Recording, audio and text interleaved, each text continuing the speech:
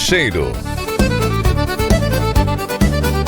A apresentação: Nicolas Wagner.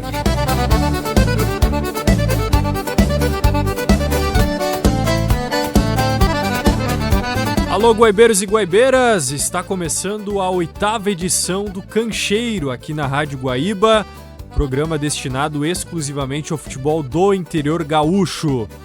O Cancheiro vai ao ar no FM 101.3, no site guaíba.com.br, também no aplicativo da Rádio Guaíba. Além, é claro, de ficar disponível depois nas plataformas digitais, no Spotify, no Deezer, também no YouTube Music e no YouTube Guaíba Esporte, na aba Podcasts. No programa de hoje, vamos repercutir os clássicos na Copa da Federação Gaúcha de Futebol, que neste ano homenageia o Dunga, e também falar sobre os treinadores já anunciados pelas equipes da divisão de acesso. Vamos conversar em entrevista exclusiva com dois deles, o Gabriel Dutra, anunciado como técnico do Glória, e o Bruno Coutinho, anunciado como técnico do União Frederiquense. O Cancheiro, que conta com a edição do Guilherme Silveira, a coordenação de esportes do Rafael Pfeiffer, a gerência de jornalismo e esporte do Rafael Sequim e a direção do Claudinei Girotti.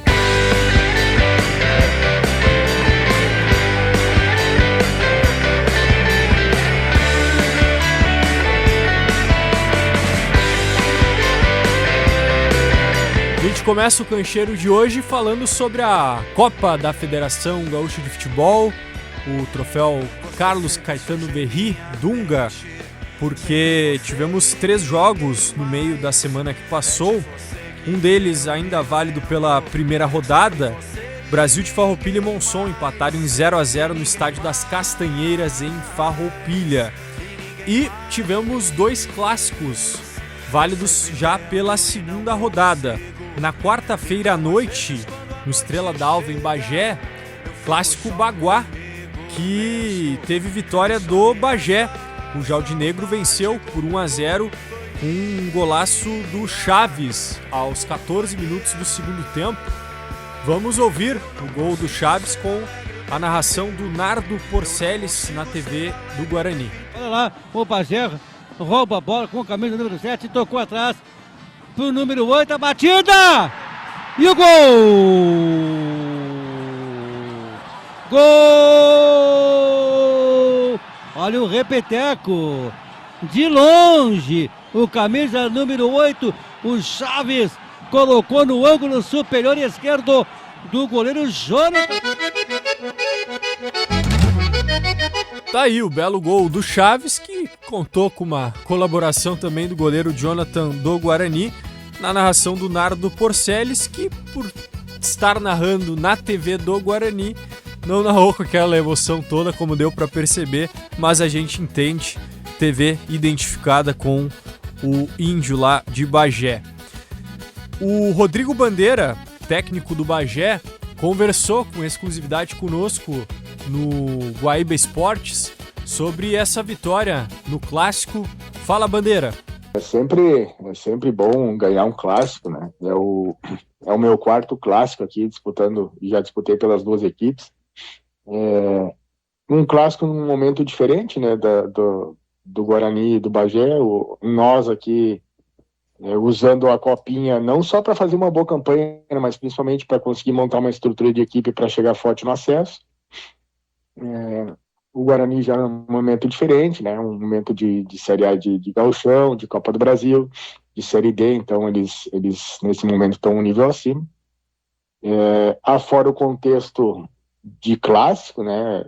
Pela Copa Federação, tem todo esse momento de cada clube, e a gente procurou entender da melhor maneira possível, usar além da motivação, né, do que a gente queria apresentar no jogo, mas também usar isso para uma análise, saber como está o nosso trabalho, que capacidade a gente teria para enfrentar uma equipe que está praticamente há 6 meses trabalhando juntos.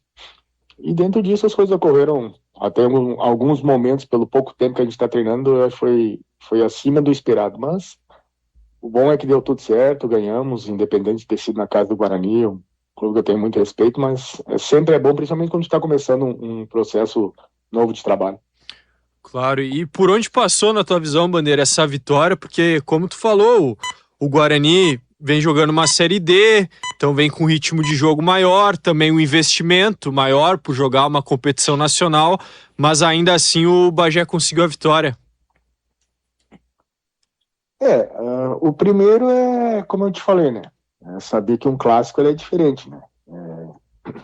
Isso tem que se levar em consideração. Uma coisa que foi interessante foi que alguns atletas que estão conosco, eles já disputaram alguns clássicos Baguá, né, ou no Bagé ou no Guarani, então eles sabem como é essa rivalidade, com experiência, né, com a qualidade. É uma equipe que está mesclando alguns jovens, né, que estão sendo oportunizados, com alguns, por exemplo, como o Michel, o Diego Rocha, que já jogaram no Guarani. Então, esses atletas ajudaram muito, né, aos outros a entender o que é jogar um clássico. Nós procuramos acompanhar os jogos mais recentes do Guarani, ver de que forma a gente poderia enfrentá-los, e dentro de tudo que foi treinado, que foi passado. O principal foi que o pessoal assimilou bem a ideia e comprou, se dedicou, teve uma qualidade de jogo muito boa na maior parte do jogo. É natural que a gente sofresse alguma pressão em algum momento, né, como tu colocou, uma equipe que está há praticamente 6 meses trabalhando junto, ou grande parte dela, tem todo um contexto principalmente de parte física, né, de ritmo de jogo. Então, nesse contexto, a gente conseguiu igualar, conseguiu fazer um confronto muito parelho, e aí entraram a qualidade de alguns atletas nossos que se destacaram, mas o importante foi que o conjunto, tudo funcionou, construímos situações boas, até de oportunidade de fazermos, não gols para fazer uma goleada, né, mas situações assim, de finalização que poderiam ter se transformado em gols. O adversário, em alguns momentos, também teve algumas situações assim claras de gol, mas como eu te falei, assim, alguns detalhes, alguns entendimentos eu acho que a gente teve em relação ao clássico, assim, de uma maneira diferente do adversário, e isso também contribuiu para conseguirmos a vitória. E o tempo que vocês passaram, Rodrigo, sem vencer no Estrela d'Alva, foi levado para o vestiário? A pressão foi maior por isso também, antes do clássico? Por coincidência, eu comentei, em 2023 eu estive aqui no Bagé e nós temos uma campanha muito boa de recuperação no retorno na segundona. As duas equipes estavam na segundona, na divisão de acesso, no caso, né? E sim, por pouco, assim, por detalhes, a gente não foi para a fase final, foi no ano que o Guarani subiu. E naquela vez a gente teve 2 clássicos, né? Um no final de um turno e já na virada o outro. Nós perdemos em casa por 1-0, um gol de pênalti do Guarani. No segundo foi 2-2 no Estrela d'Alva, 2 jogos muito bons, igual ao de ontem, assim, qualidade de jogo. E por coincidência era eu, o treinador do Bagé, e o Alessandro Teles no Guarani. Então, eu acho que nós entendemos melhor o momento. O Guarani tem algumas situações, né, que tem essa definição de classificação ou não na Série D. Uhum. Então, dentro de tudo isso que a gente pensou, né, por já ter vivido o clássico, e aí dentro do contexto externo, torcedor, é um clássico que faz parte de uma competição importante, né?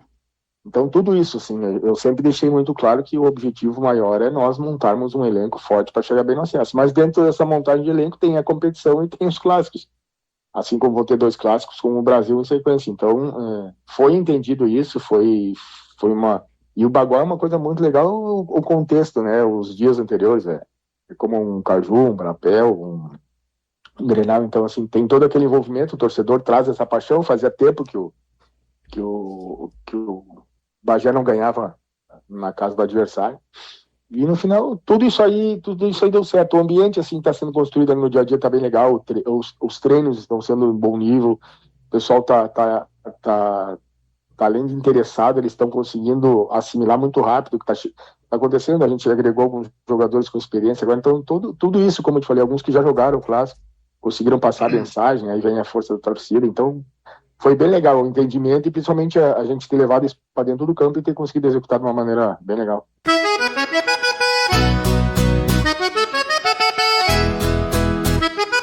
Tá aí, Rodrigo Bandeira, técnico do Bagé, falando sobre a vitória por 1-0 no clássico Baguá, na última quarta-feira no Estrela d'Alva. E também no Estrela d'Alva, em Bagé, na quinta-feira à tarde, aconteceu o clássico Brafar, clássico de Pelotas entre Brasil e Farroupilha. Farroupilha sem estádio depois da demolição do Nicolau Fico, não tem ainda previsão para a inauguração do novo estádio, por isso o jogo foi em Bagé e o Brasil venceu o clássico Brafar por 1-0, gol do Givigi nos acréscimos do primeiro tempo. Vamos ouvir a narração do gol por parte do Gustavo Lousada, da Rádio Universidade. Daniel tenta ainda no último lance desse primeiro tempo, já temos 46:50, ele tabelou com o Givigi, Givigi fez o passe para Germano dentro da área, lado direito, trouxe para a perna esquerda, bateu pro gol, sobrou pro Givigi, é gol!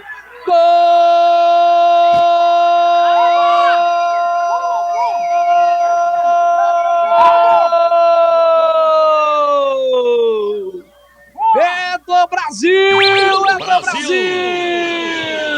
Givigi, no último lance do primeiro tempo, aproveitando jogada, ele que começou a jogada por dentro, aproveitou o bate-rebate dentro da área e ela sobrou pro Givigi, tá precisando recuperar a confiança e no Brafar 3-2-9 ele recebe e ele toca na saída do Pedro aos 47 do primeiro tempo, fechando a primeira etapa e abrindo o placar para o Grêmio Esportivo Brasil, aqui em Bagé, 0 para o Farroupilha, 1 para o Brasil, o gol é do Givigi.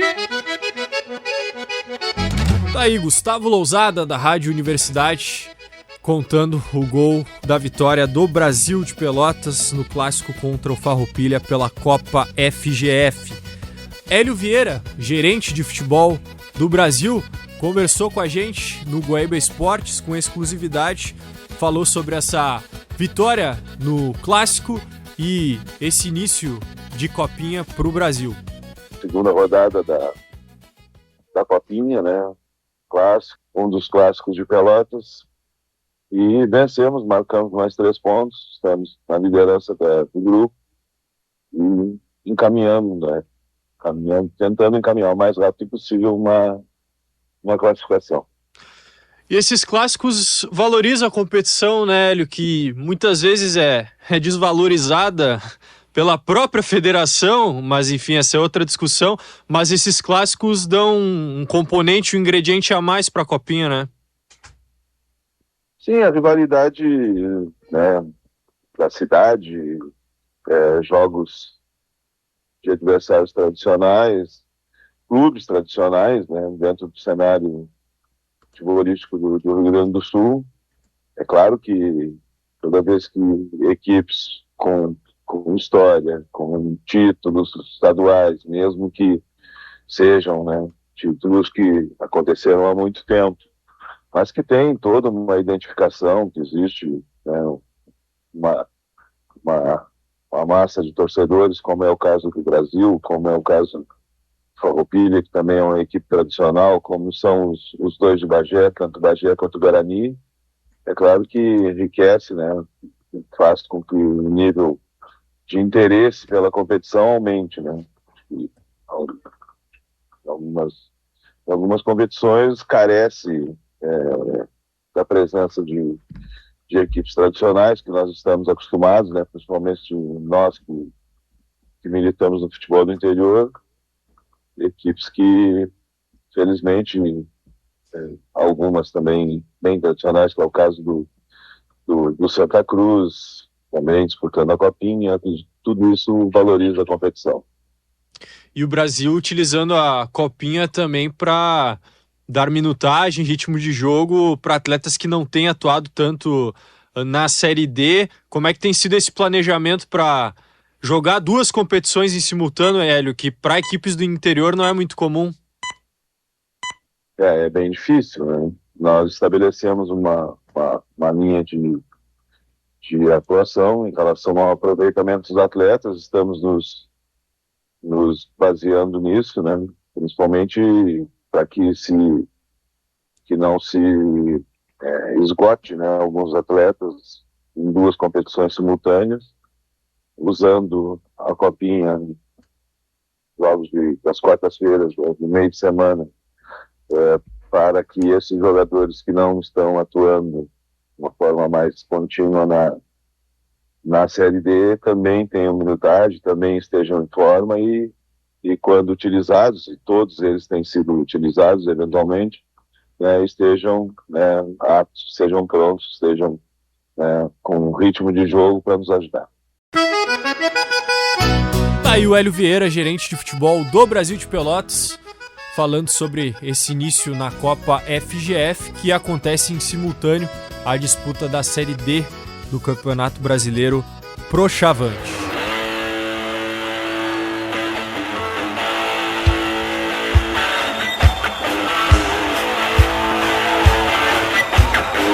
Bom, muitos clubes da divisão de acesso já anunciaram treinadores para a competição, e um clube que anunciou seu comandante recentemente foi o Glória.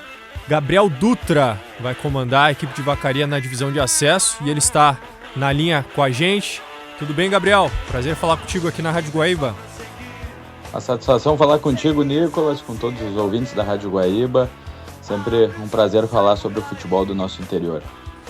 Prazer é nosso. E como é que foi essa negociação, esse acerto com o Glória, clube com o qual tu é bastante identificado, né, Gabriel?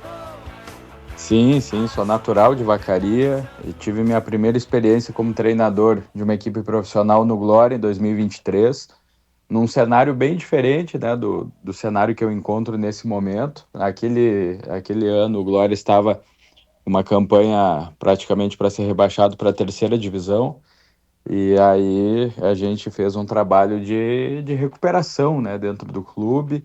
Era uma divisão de acesso bem diferente, até em níveis financeiros do que a gente encontra hoje, né? Aquele ano foi um ano em que não só o Glória, mas a maioria das equipes fez um investimento menor, né? E agora, nesse ano, em 2026, a gente analisa, né, todos os times da divisão de acesso fazendo investimentos interessantes. É uma nova divisão de acesso, tanto pela sua fórmula quanto também pela época do ano. E a negociação com o Glória, da minha parte pelo menos, foi muito rápida, né? Quando recebi a ligação do Beto Almeida, que é o nosso diretor executivo, na hora, né, demonstrei meu interesse, e aí o acerto foi muito rápido. Eu já tinha praticamente acertado uma situação lá no estado do Paraná, mas aí com essa proposta do Glória, ainda mais visando uma competição como a divisão de acesso, que vai ser uma competição de alto nível, né? Nessa época do ano, a decisão foi muito, muito fácil, né, de acertar o meu retorno ao Glória.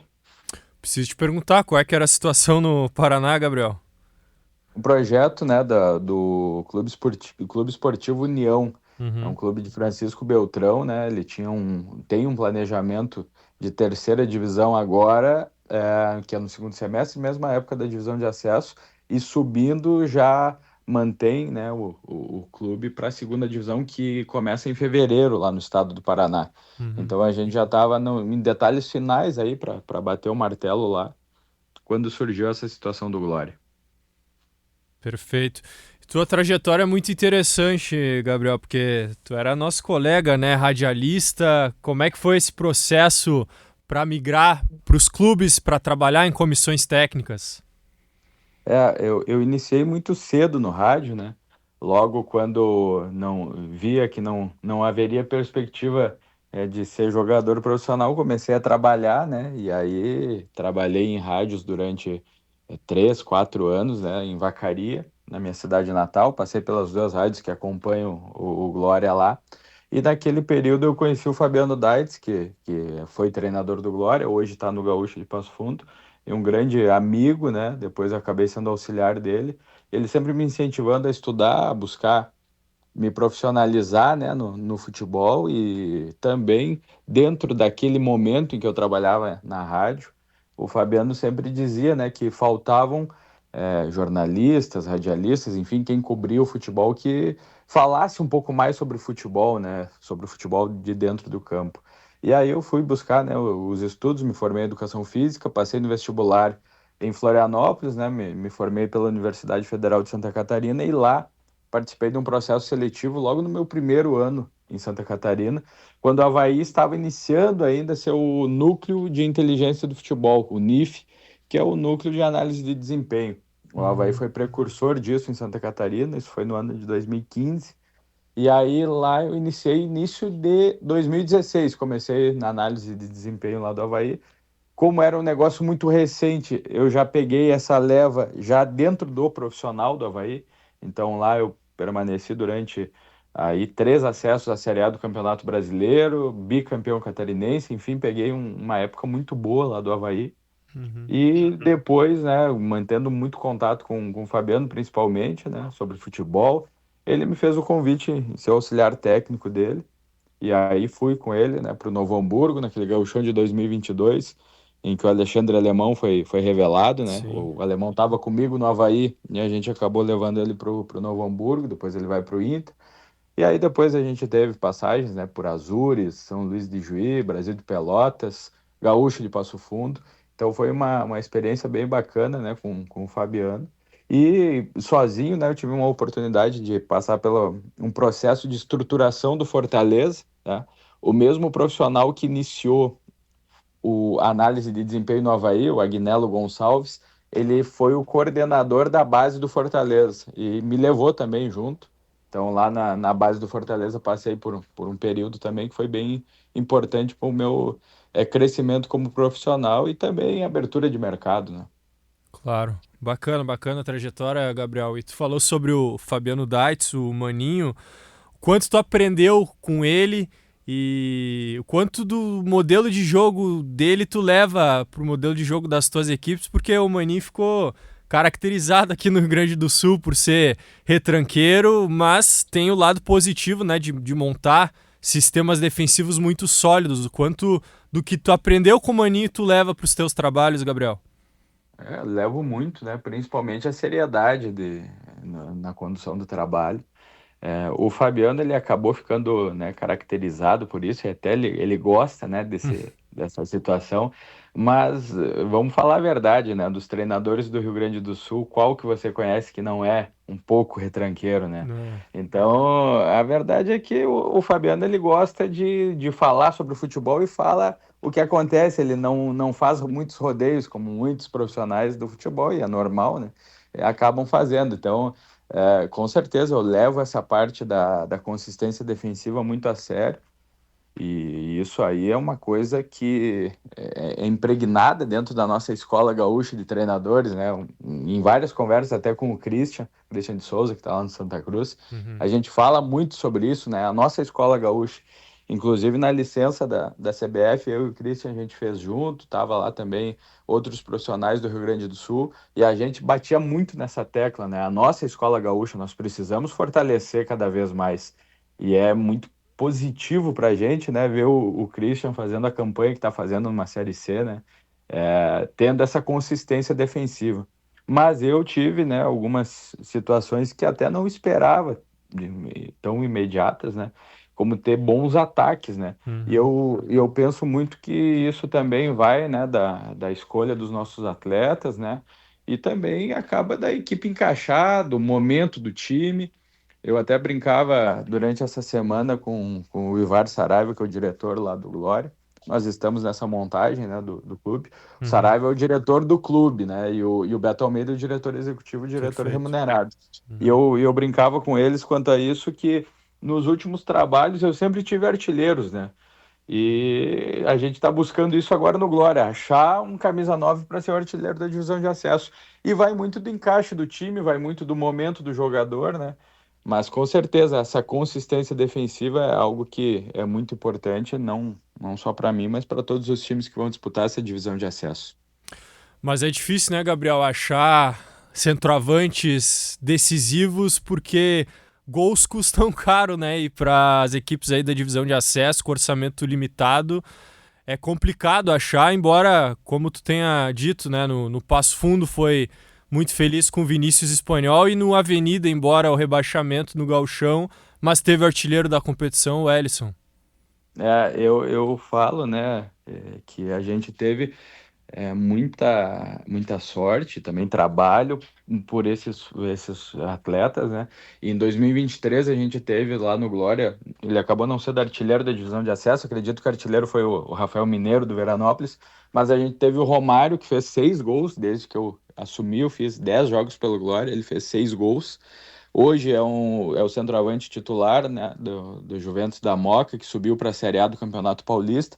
Fui chamar ele até, né, para tentar alguma situação de negociação para acesso. Ele, né, muito feliz que está com um contrato até a metade do ano que vem lá, né, um contrato muito bom, então isso me deixa feliz. Ano passado, no Avenida, no Campeonato Gaúcho, também não foi artilheiro, acho que por um gol, o Kaique Cálito, que quando eu assumi a equipe do Avenida, ele nem entrava, ou quando entrava de extrema. A gente conseguiu encaixar ele como um centroavante, foi muito bem. Depois o Espanhol, que chegou vindo de uma Série A4 de São Paulo, o Vinícius Espanhol, que é natural ali de Ivoti, hoje também está lá na Juventus da Moca. E agora esse ano com o Ellison, né, que também sempre foi extrema, foi virar centroavante no ano passado. Então a gente acaba tendo, né, como eu falei, o time encaixar, o jogador está no momento inspirado dele, está num momento muito feliz, e agora a gente busca, né, tentar repetir essa receita mais uma temporada. Não é fácil, mas vai muito também da conversa com os atletas e entender o que o jogador, né, espera, almeja dessa temporada. Perfeito. Tu é o técnico mais jovem do circuito dos treinadores gaúchos, né, Gabriel? E eu queria explorar mais isso contigo. Como é que foi a questão do preconceito ali, principalmente na chegada no Avenida, na primeira passagem ali, né, no gauchão do ano passado, em que tu chega ali pro quadrangular da morte? A gente via muitos comentários de pranchetinha, vai jogar Futebol Manager, esse tipo de coisa. Como é que foi para ti lidar com essa situação? Eu vejo que o preconceito é mais externo, né, fora do mundo do futebol, do que dentro do mundo do futebol. Porque eu sei, né, eu sou um treinador jovem, isso aí ninguém vai poder falar que é mentira, porque é uma verdade. Fui mais jovem do Gauchão mais uma vez, talvez seja o mais jovem da divisão de acesso mais uma vez. Sei que talvez possa ter pulado algumas etapas, mas são as oportunidades que o mercado acaba abrindo, né? A gente tem vários treinadores, né, do Rio Grande do Sul em cenários maiores, né, dentro do país ou até fora do país, levando a nossa bandeira, né, do nosso estado adiante. Outros treinadores que estão, né, daqui a pouco mudando a chave para virar gerente, diretor, enfim. E aí vai surgindo espaço dentro do mercado, e o que eu sempre prezo desde do princípio é fazer um trabalho muito sério, né? E isso é uma das coisas que eu levo, e muito, né, do que eu aprendi com o Fabiano, né, que trabalho não se brinca, que a gente precisa ter muita organização, muita disciplina, e dentro do mundo do futebol, quando a gente vai conversar com os atletas, com diretores, enfim, eles prezam muito pelo trabalho, né? Quando você faz um trabalho organizado, um trabalho que há o respeito com os atletas, acaba tendo esse respeito também por via deles, e acaba também, dentro do mundo do futebol, que todo mundo se conversa. Então, essa questão do preconceito pela idade, eu acabo não sentindo mais. Vejo muito, né? Acabo vendo por conversas, em redes sociais, enfim, mas no mundo externo das redes, do futebol. E essa é uma das coisas que eu vejo cada vez mais, e até excluir rede social, enfim, porque eu não posso agora, nesse momento da minha carreira, que é um momento decisivo, eu preciso fazer um bom trabalho, né, dentro da minha cidade, com Glória, eu não posso ficar perdendo tempo com comentários, com análises, com isso, com aquilo de rede social. E é do ser humano isso, né? O ser humano acaba perdendo um tempo ali, daqui a pouco vendo um comentário, ficando com um sentimento ruim de pessoas que falam coisas que nem entendem ou nem conhecem, né, da minha pessoa. Então, eu acabei tomando essa decisão justamente para focar somente no trabalho e fazer uma temporada muito boa lá no Glória, que o clube vem para completar 70 anos e tem o objetivo claro, que é subir para a primeira divisão do futebol gaúcho. Interessante isso que tu traz, Gabriel, mas tu fala, né, que o preconceito é mais externo. Como é que é a gestão de grupo para ti? Como é que é gerir um vestiário em que muitos dos jogadores são mais velhos do que tu, né? Quem tem mais de 30 anos é mais experiente do que tu. Com certeza. Na verdade, eu nunca busquei pensar muito nisso, porque se a gente começa a criar esses muros, essas barreiras dentro da nossa própria mente, nós acabamos ficando reféns, né, desses próprios muros.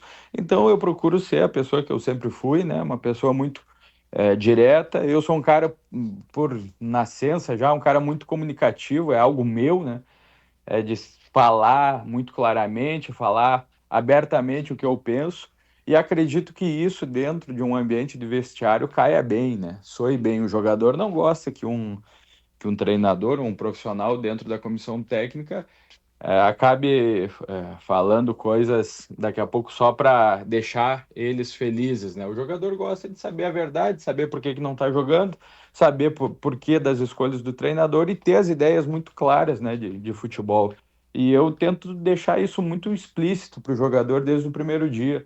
Deixo muito clara a minha ideia de jogo, deixo muito claro o que vai ser no dia a dia de trabalho, e isso acaba sendo positivo para a relação dentro do vestiário. O jogador pode até ficar insatisfeito por não estar jogando tanto, por não ter tanta minutagem, né? Mas ele acaba vendo que o que eu faço ou deixo de fazer é algo que vem dentro dos critérios que eu venho desenvolvendo com o passar dos anos, e não tem nada, né, de aspecto pessoal. Eu não gosto desse jogador, é por causa da direção. Não, não, é porque realmente eu já deixo os critérios muito bem estabelecidos no início do trabalho. Perfeito.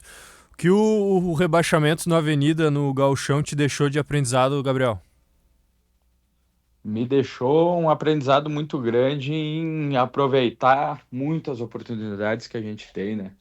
No Avenida, nós acabamos perdendo muitas chances de gol em momentos em que nós, daqui a pouco, se vencêssemos aquela partida contra o Novo Hamburgo, que no segundo tempo nós tivemos 5 chances claras de gol, né? Na primeira fase, quem se classificaria seria nós, né? Nós estaríamos na próxima fase do Campeonato Gaúcho e o São Luís estaria no quadrangular do rebaixamento.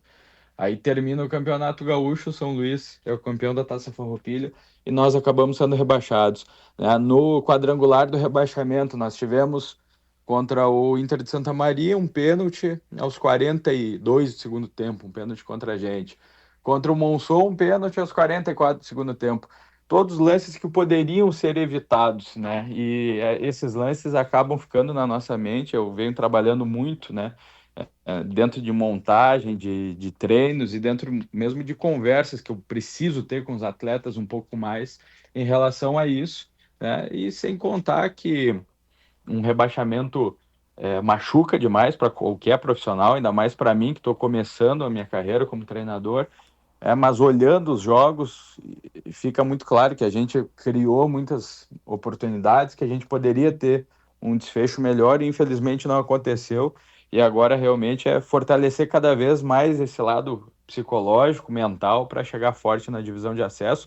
E as questões, né, mais táticas, mais do viés estratégico, pode ter certeza que eu aprendi bastante, né, e elas estão, essas questões bem já resolvidas e que a gente consiga fazer melhor no próximo trabalho.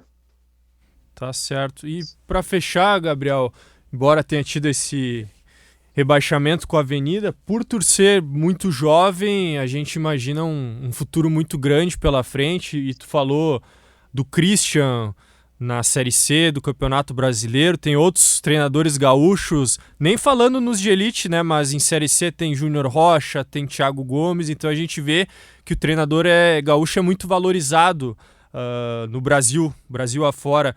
Quais os teus objetivos de carreira em médio e longo prazo também, Gabriel?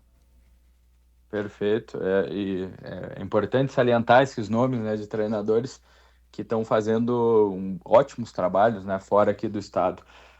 Eu tenho o objetivo a curto prazo, é muito claro, né, que é ter sucesso na minha passagem pelo Glória, que a gente consiga retornar à elite do Campeonato Gaúcho.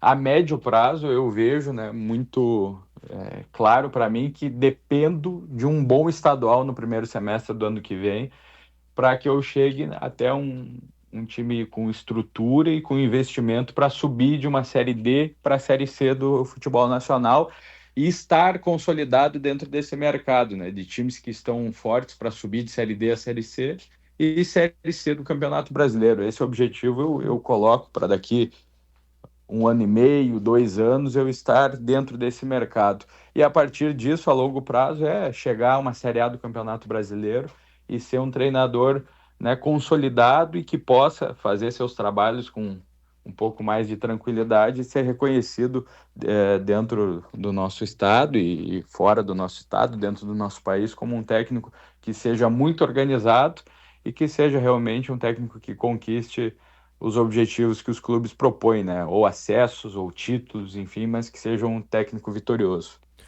Bacana. Gabriel Dutra, técnico do Glória para a divisão de acesso, obrigado por conversar com a gente aqui na Rádio Guaíba e sucesso sempre, Gabriel. Satisfação falar contigo, Nicolas, com toda a audiência da Rádio Guaíba. É sempre uma honra poder falar sobre o nosso trabalho e também enaltecer, né, e exaltar o futebol do nosso interior. Um grande abraço.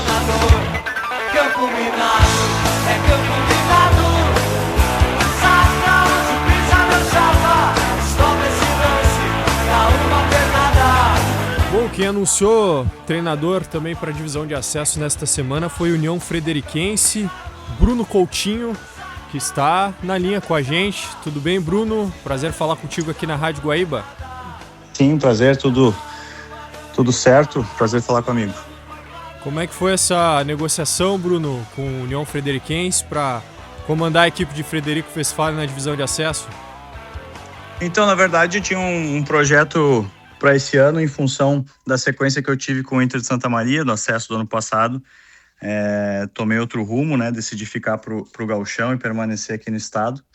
E dentre algumas equipes, né, que eu estava disposto a mais uma vez participar dessa competição, uma delas era o União, e logo após minha saída do Monson, acabou que eles fizeram contato e eu optei, né, por passar o ano de 25 em Santa Maria, e agora, nessa segunda tentativa, eu achei que era o momento certo e vou para essa empreitada do Gauchão A2 mais uma vez. O que te chamou a atenção nesse projeto do União, Bruno? Então, depois de participar, né, de um projeto do Monson e um segundo no Inter de Santa Maria, um completamente diferente, o oposto do outro, né? E em outra oportunidade eu já respondi até essa questão, um com um clube centenário, né? Um clube associativo, uma paixão e 14 anos que não jogava o Campeonato Gaúcho, e o outro uma SAF muito jovem, né? Que iniciou muito bem e depois começou a passar por problemas no qual eu não era conivente nem um pouco, né? E o União corre paralelamente a isso, né? Com uma operação muito redonda, muito ajustada, né? Um clube que tem suas dívidas trabalhistas, né? Desses breves 15 anos de existência, todas sanadas. Então a engrenagem ela funciona perfeitamente, que tem uma estrutura física, né? De invejar aqui no estado. Me arrisco a dizer que do interior uma das melhores, se não for a melhor, e uma comunidade bastante engajada, assim, a gente vê uma imprensa que atua, né, sempre apoiando, né, principalmente a equipe, é bastante gratificante, né, ter uma experiência assim, onde a cidade toda caminha para o mesmo lado. Falou ali sobre o Monson, Bruno, e depois da tua saída vieram à tona, né, essas informações sobre atrasos com muitos profissionais. Tá tudo acertado contigo em relação ao Monson ou ainda ficou coisa pendente? Não, assim, comigo eu né, fico triste, né, da descoberta de todo esse cenário obscuro do Monson tenha se iniciado, né, com a minha saída, porque logicamente seria questionável um treinador que passa toda a divisão de acesso, conquista o título, sobe a equipe para a divisão principal, né? E eu também tinha esse objetivo, né? Na administração da minha carreira, aí passar por um gauchão de primeira divisão. E 7 dias antes da estreia, acaba que eu abro mão do cargo, né? Eu sabia que, de alguma maneira ou outra, seria impossível esconder o que estava acontecendo ali. Mas, enfim, comigo, por sorte, né? Acho que eu fui o primeiro, né? A sair e no final das contas ainda Monson tinha condições, né, de não deixar nenhuma pendência comigo, e eu não tenho nada mais com eles ou contra, enfim, nunca tive nada juridicamente também. Perfeito. Agora, tu falou, né, com 2 clubes completamente diferentes, tu conquistou 2 acessos consecutivos com o Monson e com o Inter de Santa Maria. E claro que futebol não tem receita de bolo, né, Bruno? Mas qual o segredo para conseguir ser bem sucedido em uma competição tão difícil como é a divisão de acesso? Eu acho que consistência de um trabalho é muito importante. Eu prezo muito pela organização, né? Eu tenho alguns pilares assim que se inicia pela organização, né? Como eu falei, são 2 equipes completamente diferentes, que mudaram bastante desde a montagem do elenco e no caminho no que a gente encontraria, né? Então, para colocar na prática esse exemplo, né, eu participei de um orçamento com o Monson, que era metade do Inter de Santa Maria, e eu tinha no Monson uma média de idade de 22 anos, e no Inter de Santa Maria a média de idade era 29 e quase 30. Então são 2 experiências bastante diferentes. No Monson a gente tinha um futebol muito mais rápido, mais agressivo, com juventude, que foi uma receita que deu certo, né, com nenhum gol de bola parada. Já no Inter de Santa Maria, eu fiz 10 gols de bola parada, né? E nos 2 anos, o mesmo número de gols feitos. Prefiro o caminho do Inter de Santa Maria, porque a bola parada resolve bastante problema, principalmente nos campos que a gente enfrenta aqui na divisão de acesso. Então, planejo, né, buscar um equilíbrio ali de juventude, mas que seja a bola parada como fator principal para essa divisão. É interessante isso que tu traz, Bruno, e até em relação aos gramados, a gente sabe como é difícil muitas vezes para ter um jogo mais atraente, né? Um jogo de mais troca de passes, com a bola no chão, mas eu sei que é um jogo que tu gosta, né? Dá para fazer, até que ponto dá para jogar dessa forma mais ofensiva, de bola no chão, no interior gaúcho? Na verdade, a gente já vem até estudando essa situação, né? Faz uma semana. O campo do União Frederiquense é o melhor da competição. Acaba que a gente vai ter metade da fase classificatória em casa e tirar proveito dessa situação de ter bola em jogo, né? Eu sempre falo também que nesses 2 anos que eu participei da divisão de acesso, que é uma competição que poderia ser muito mais atrativa, né? Tem muita qualidade técnica, que ela acaba ofuscada em função de campos que são, ao meu ponto de vista, inadmissíveis, né, para a prática do futebol, inadmissível em uma competição profissional.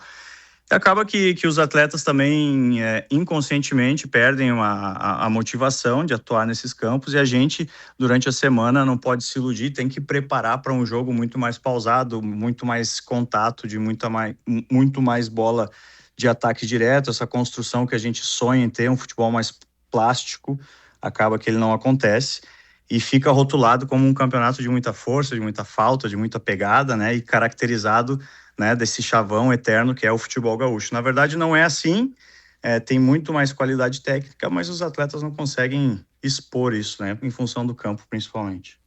Tu acha que nessa divisão de acesso será melhor nesse sentido por ser no segundo semestre? Porque por mais que a competição ela não aconteça na sua maior parte no inverno em si, mas a pré-temporada dos clubes vai ser durante o inverno, e a gente sabe que a maioria dos clubes do acesso não tem CT para treinar, né, Bruno?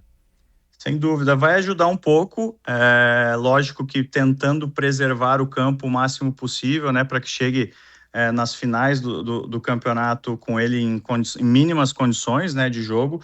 Acaba que a gente usa algumas alternativas para que não destrua o gramado. A gente, principalmente agora em Frederico Westphalen, a gente tem algumas opções que suprem essa carência. A gente não precisa usar sempre o nosso estádio, mas acaba que também não é uma pré-temporada, né? Aproveito o gancho assim e consigo expressar também o que acontece com o futebol do interior. A gente vai trabalhar com atletas que vão chegar em completos diferentes níveis, né, de diferença de idades até de 10 anos.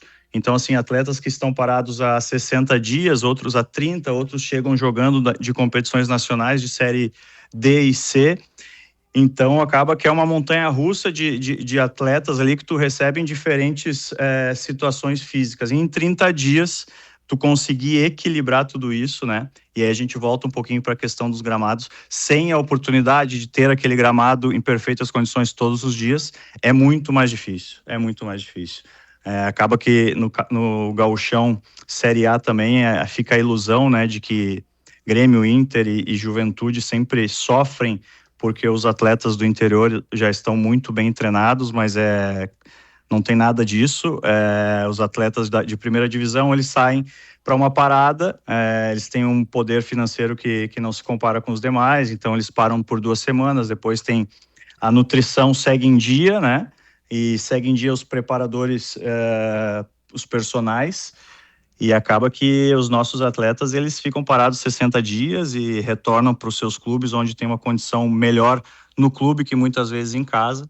Então acaba que se equipara muito, é uma ilusão achar que a gente consegue equiparar atletas, né, de Série A e B de brasileiro com tão pouco tempo e com muito menor estrutura. Sim.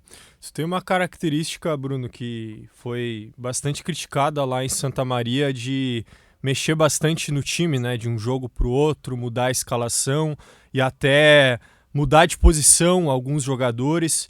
Tu acha que dá para fazer isso no contexto do futebol do interior gaúcho, em que os elencos são mais enxutos, também tem menos tempo de preparação para os campeonatos? É que assim, foi criticado, a gente entrou numa zona de quadrangular da morte, né, chamado, perdendo para a Juventude, com 2 atletas a mais em campo, empatando com São José fora de casa, empatando com São Luís em casa com 2 chances praticamente sem goleiro, perdendo para o Inter no Beira-Rio e depois perdendo para o Guarani de Bagé. Então eu quero citar essas derrotas porque elas foram todos os gols de bola parada, né? Por isso que eu mencionei, inclusive, no início da nossa conversa, a bola parada. E durante o acesso eu usei da mesma estratégia e deu certo, e a gente teve uma derrota e depois de já estar, né, com acesso garantido. Quem fez essa avaliação não tem a menor condição de fazer essa avaliação, né? Porque é muito simples assistir o futebol, expressar sua opinião. A gente que trabalha com futebol, a gente trabalha com o hobby do resto do mundo, né? Essa que é a verdade. Então, assim, o futebol ele tem que ter um pouquinho mais de respeito. Foi um passado que eu tive recente ali que não foi lembrado. Sobre a situação de mexer muito nos atletas, também ela compactua com o que eu falei sobre os atletas que a gente recebe ali, que eles não têm um calendário normal, como atletas que disputam competições nacionais. Eles não aguentam como esses atletas de clubes de qualidade técnica e orçamentária superior aguentam os 90 minutos. Então, o atleta que não tem a mínima condição de iniciar uma partida, principalmente com a exigência física que tem hoje, ele não pode sair jogando. É lógico que eu tenho as preferências, preferia sempre estar jogando com os atletas que têm um índice técnico muito maior, só que não tem condição. E esse era o motivo das alterações. Eu perdi 5 atletas, né, na pré-temporada, que chegaram na estreia do Gauchão, não tinham condições ainda de treinamento. E a gente não consegue suprir essas carências, não consegue contratar outros atletas, né? E acaba que depois eu tenho que acelerar a recuperação para que eles nos ajudem de alguma forma. E nos ajudavam dentro de uma minutagem que era possível. Mas, enfim, toda essa volta, todo esse contexto, né, que é a oportunidade que a gente tem também de se defender dessa análise completamente ridícula, né, que até partiu da imprensa de Santa Maria também. Mas tu faz algum tipo de autocrítica, Bruno, em relação a esse gauchão no Inter de Santa Maria, em que os objetivos não foram alcançados? Não, eu muito pelo contrário, assim, porque eu não exponho, né, logo após os jogos e também se não tem a oportunidade, né, de receber perguntas assim como a tua, também acabo que não exponho para ninguém, mas os números ali batiam por completo, né? Futebol não é uma ciência exata, infelizmente. A gente precisa sim de sorte, precisa sim de contar com um momento bom, de confiança e tudo mais. E os meninos trabalharam muito fisicamente, né? Acreditaram muito numa ideia, e não foram contemplados ali, não tiveram a gratificação, né, de terminar as ações com gol, e acabou que a gente não sofreu gol de bola rolando, e isso me deixava muito feliz, mas no nosso maior poder de ataque, que foi durante todo o acesso, né, de 22 gols, 10 de bola parada, a gente acabou pecando na fase classificatória. Enfim, são situações que passam, que acontecem, eu não deixo, né, lógico, de fazer uma autocrítica, né, e essa, sim, interna, mas eu tenho certeza que hoje em dia está muito mais fácil, né, de dividir a responsabilidade com os atletas, e que eu mais saio satisfeito dessa experiência o reconhecimento, né, da hierarquia ali dentro do Inter de Santa Maria, né, de diretor e presidência, e principalmente dos atletas no vestiário, que assumiram toda a responsabilidade porque tiveram plena consciência que a gente conseguiu entregar o melhor. Então, internamente, né, hoje eu posso expor, inclusive minha saída partiu da minha pessoa mesmo, em função de oportunizar alguém para tentar reverter aquela situação. Então, saio grato e contente pelo respeito que tiveram internamente, que é muito maior e muito mais gratificante do que comentários de imprensa, né, que muitas vezes é falha também, e torcedor, né, que a gente só tem que escutar, e trata isso com normalidade hoje, mas na verdade é que tudo tem um limite também na crítica e na exposição do ser humano também. E o que a gente pode esperar desse teu time do União Frederiquense na divisão de acesso, Bruno? A gente precisa primeiro terminar de contratar, para ser bem sucinto nessa resposta, é organização, né, e na medida do possível força e velocidade, porque a gente também não pode se iludir que os campos estarão melhor, e eu já sei bem o que pode acontecer dentro dessa divisão. E como é que está essa montagem do elenco? Então, a gente tem tempo, em função de faltar ainda 1 mês e 10 dias para a pré-temporada, um calendário diferente, porque a gente pode aguardar ainda términos, né, e contar com os atletas que serão desclassificados na Série D e C nacional. Uhum. Então a gente vai bem devagar, é lógico que eu já tenho as minhas preferências e nomes que eu quero contar, mas como eu falei, a gente tem tempo e vai bem tranquilo para esse mercado. Tá certo. Bruno Coutinho, novo técnico do União Frederiquense, obrigado por conversar com a gente aqui na Rádio Guaíba, e sucesso aí no União nessa divisão de acesso, Bruno. Obrigado, amigo, um abraço, prazer falar com você. Muito bem, e além do Gabriel Dutra no Glória e do Bruno Coutinho no União Frederiquense, quase todos os clubes da divisão de acesso já anunciaram seus treinadores para a competição, que começa no dia 2 de agosto. Nesta semana, o Serginho Almeida foi confirmado para mais uma temporada no Lajadense, e o Lucas Anella retorna à Apafute, que subiu junto com o Guarani de Venâncio Aires da 3ª para a 2ª Divisão Gaúcha na temporada passada. Além deles, o Aimoré será comandado por Ariel Lanzini, o Bagé pelo Rodrigo Bandeira, que a gente ouviu anteriormente, o Brasil de Farroupilha pelo Márcio Ebert, o Brasil de Pelotas por Gilson Maciel, o Gaúcho por Fabiano Daitz, o Maninho, o Gramadense por Gustavo Correa, o Guarani de Venâncio Aires por Leocir da Lastra, o Passo Fundo por Márcio Nunes, que está emprestado, digamos assim, para o Primavera na disputa da Série D do Campeonato Brasileiro, Primavera lá do Mato Grosso. O Pelotas ainda não anunciou, mas será comandado por Paulo Henrique Marques, atualmente disputando a Série D pelo São Luís de Juí, o Santa Cruz pelo Silmar Prestes, e o Veranópolis deve anunciar Gelson Conte novamente como seu treinador.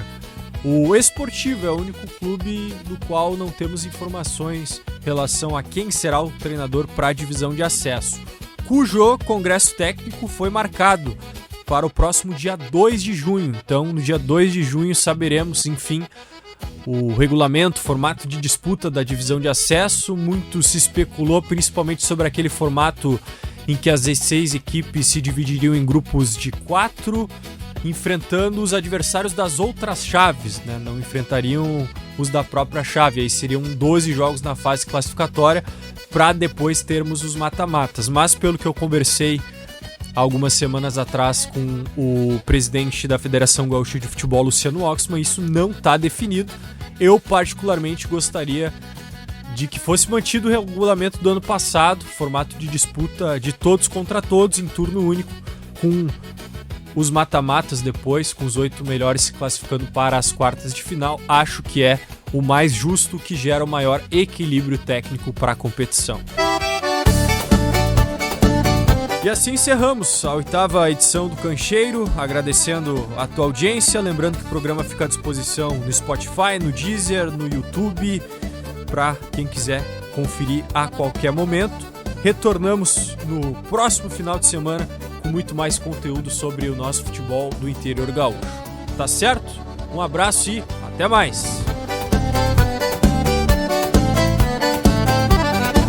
Você ouviu Cancheiro.